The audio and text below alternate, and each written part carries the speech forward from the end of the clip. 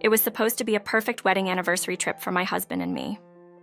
We had been looking forward to this getaway for months, planning every detail. After doing thorough research, we booked a stay at a luxury hotel that was renowned for its hospitality and elegance. The moment we arrived, we were filled with excitement, but little did we know that our dream trip would quickly turn into a nightmare. Up until that point, the hotel had a stellar reputation. It was genuinely wonderful, a place where guests felt pampered and cared for. But everything changed about a year ago when the founder passed away. His inexperienced young son took over the hotel, and his wife became the assistant manager.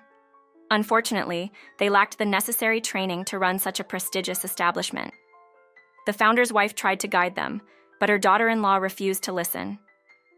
This tension led to an even greater divide. The new assistant manager began to harass the staff who had grown fond of the founder's wife.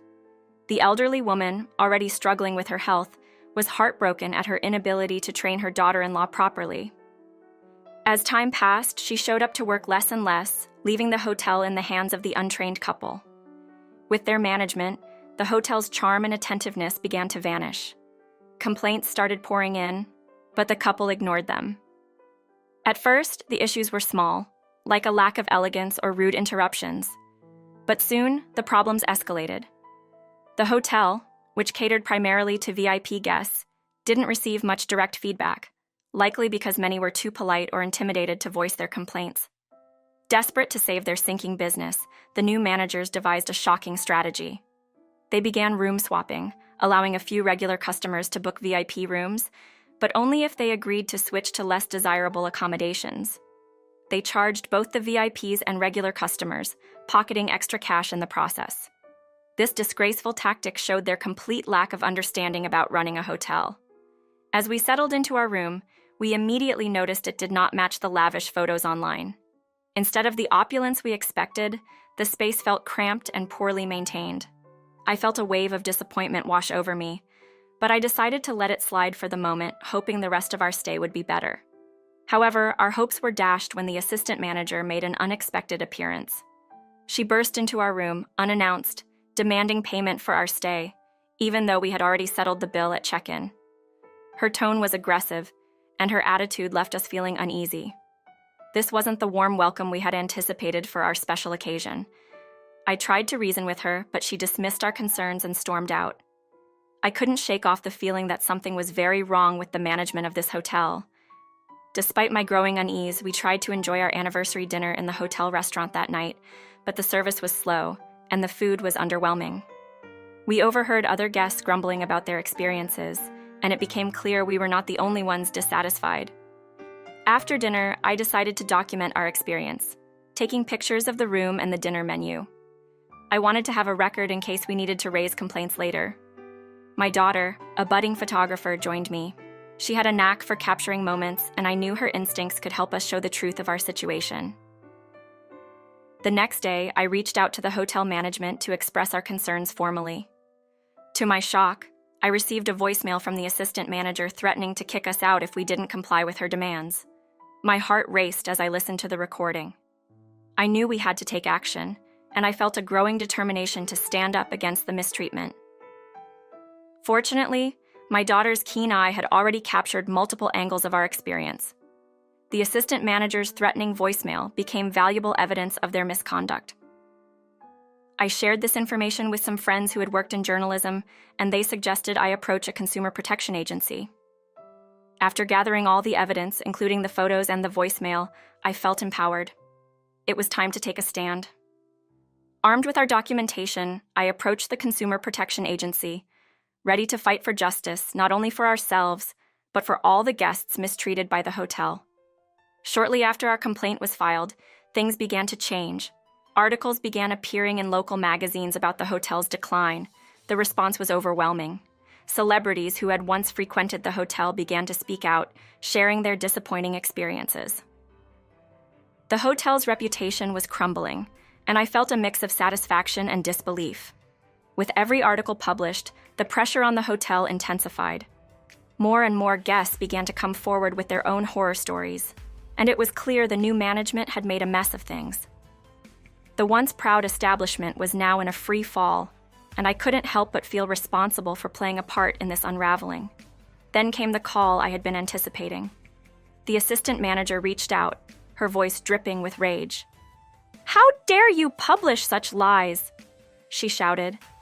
I calmly responded, "You brought this on yourselves." She continued to berate me, but I remained composed, knowing that I held the power of evidence in my hands. The assistant manager's fury only fueled my determination. I realized I was not just fighting for our own experience, but for all those who had suffered at the hands of their incompetence. The moment I mentioned the Consumer Protection Agency's involvement, I could hear her panic rising. As the articles continued to circulate, the hotel's management tried to push back, but it was too late. A second article was released, detailing the extent of the assistant manager's bullying behavior. It included audio clips of our conversations, showcasing her threatening demeanor and revealing the truth about her lack of professionalism. News outlets picked up the story, further exposing the hotel's mismanagement. The assistant manager's childish responses made it clear that they had underestimated the impact of our evidence. As she lashed out in a desperate attempt to salvage her reputation, I couldn't help but feel a surge of satisfaction. Despite her pleas, I made it clear that once an article is published, it cannot be retracted. She was beginning to realize the weight of her actions, and as her frustration grew, I felt a sense of justice in the air. I knew I had to stay strong for everyone who had been wronged by the hotel. Weeks went by, and as the dust settled, the hotel faced a reckoning. A class action lawsuit was filed against them, and the atmosphere was tense. I had seen this journey through from the very beginning, and I felt a mix of emotions as the investigation continued. Would the hotel finally be held accountable for their actions?